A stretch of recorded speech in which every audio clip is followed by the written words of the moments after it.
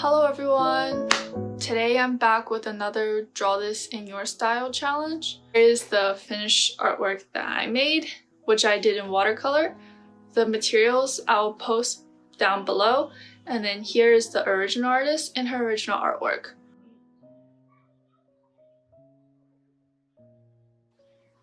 Oh wow, I feel like I'm holding on to too long. Okay, so if you want to see how I painted this and maybe some advice about painting in watercolor, you can keep on watching.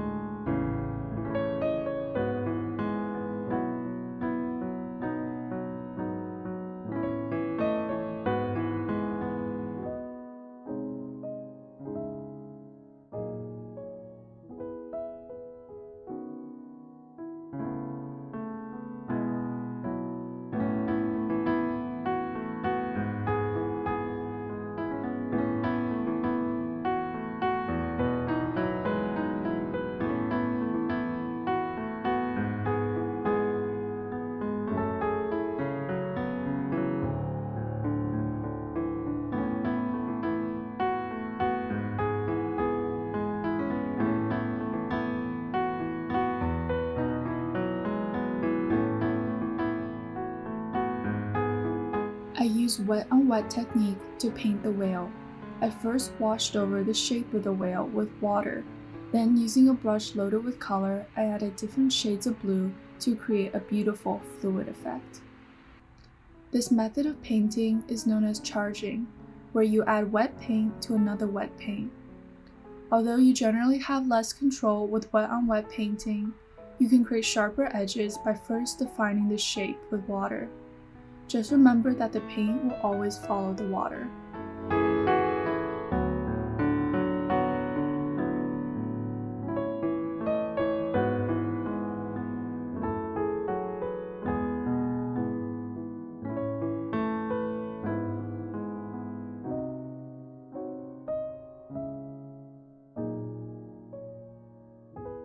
In comparison to wet on wet painting, using wet paint over dry paper gives you more control and produces shapes with sharper edges.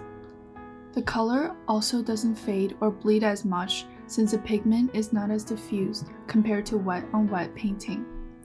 To create small details on the face, I like to first make sure that there isn't too much water in my brush.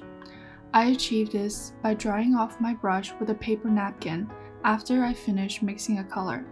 I then dip my brush back into the color so that I can pick up just enough paint for my brush to flow freely.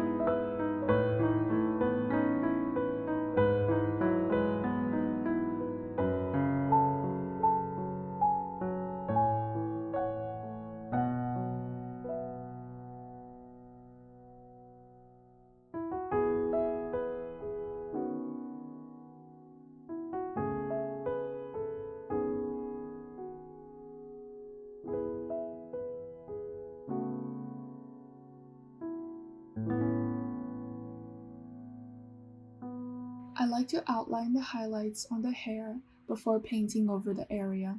In order to make the details on top of the hair, make sure that your first layer is completely dry. If the paint isn't dry, then the details that you add will start bleeding, like when we're painting wet on wet.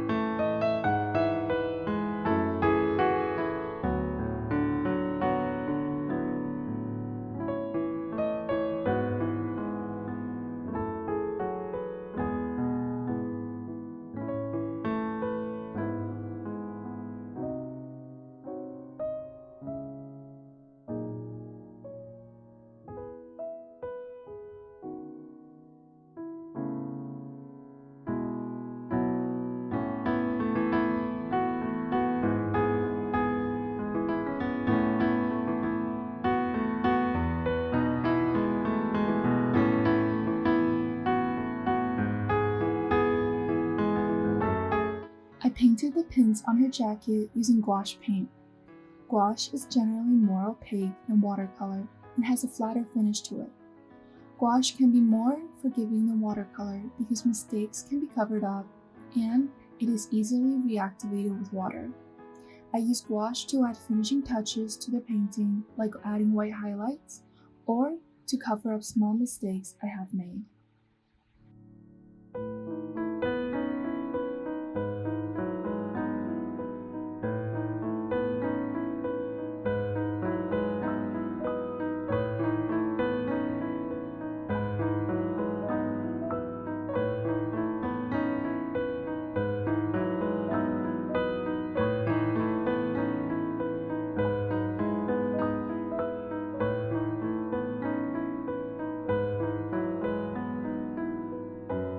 Ta-da! Here's the finished work. I hope you guys enjoyed today's video. See you next time.